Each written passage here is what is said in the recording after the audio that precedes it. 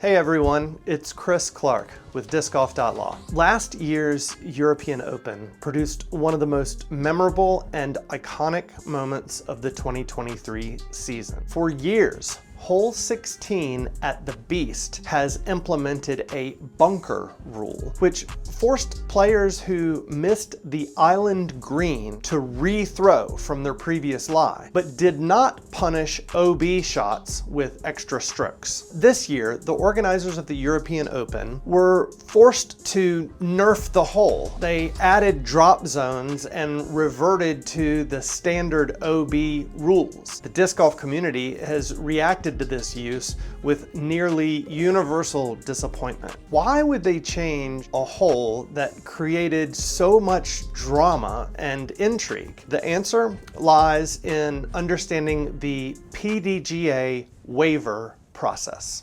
The PDGA requires tournament directors enforce the PDGA's rules in order for an event to be sanctioned. However, they leave some room for exceptions. The PDGA allows tournament directors to request a waiver to implement non-standard rules at an event. Some of the most common requests are for a different percentage of payout, the use of mulligans, team formats, and of course limiting a player's out of bounds options. Now, just because an event is sanctioned by the PDGA does not mean that it is also PDGA rated. Any event that receives a waiver where it is determined that the rule will make the layout unrateable will only be sanctioned using the X designation added to the tier level. Probably the most well-known unrateable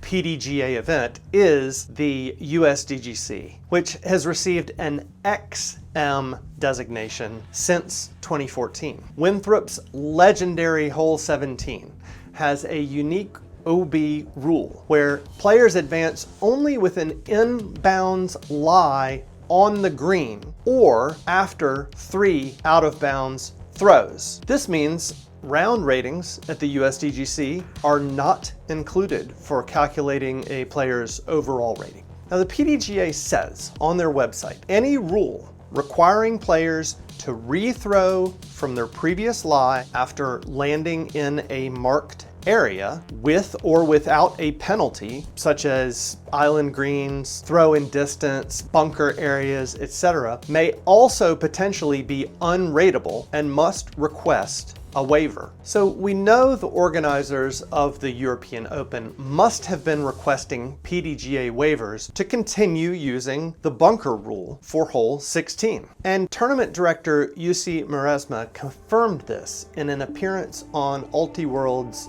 Upshot podcast. The PDGA had been granting waivers for the event since 2011, but had grown increasingly skeptical and informed him after the 2023 European Open, bunker rules would no longer be allowed at PDGA rated events. Jussi said the PDGA has been overwhelmed with thousands of tournament directors around the world asking for waivers to implement the bunker rule and other hazard or throw in distance rules at their own events. They discussed possibly switching the European Open to an XM designation in order to keep the bunker rule on Hole 16, but ultimately decided to comply with the PDGA's wishes and reevaluate for next year's World Championships. Now, this issue, like so many others we've covered on our channel, ultimately comes down to the PDGA's seeming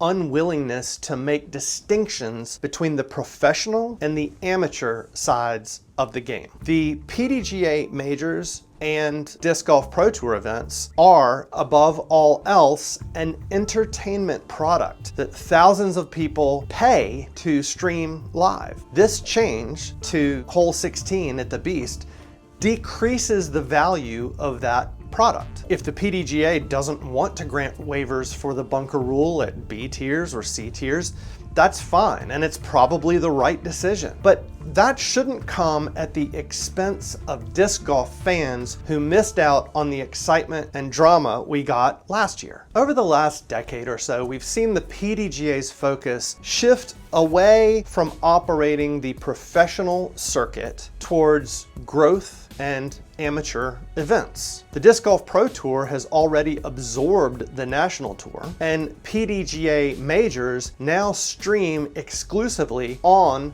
the Disc Golf Network, which is part of the Disc Golf Pro Tour. Is it time for the Pro Tour to also create their own rules for the highest level events? How long will the PDGA continue to control and operate the majors? Let us know what you think. Leave us a comment, and make sure, if you haven't already, to subscribe to our channel. And thanks as always for watching.